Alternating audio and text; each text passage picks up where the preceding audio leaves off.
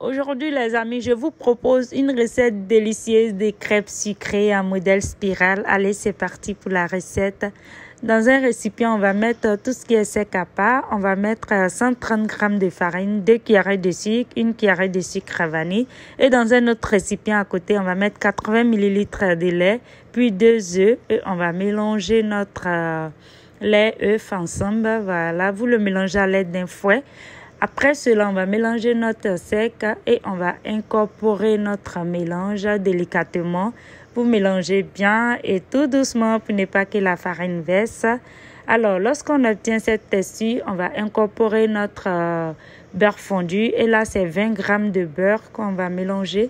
Après cela, on va prendre une louche bien remplie qu'on va mettre dans un autre récipient et on va mettre une cuillerée de cacao non sucré. Alors, après avoir bien mélangé, on va prendre un sac puis renverser notre mélange au chocolat à l'intérieur et on va bien attacher.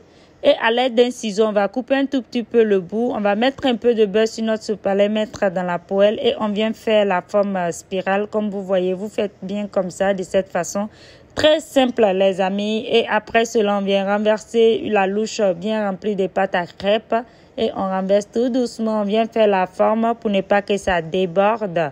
Alors, on fait pareil pour tout. Lorsqu'on voit les bulles de cette façon, cela veut dire qu'il faut renverser.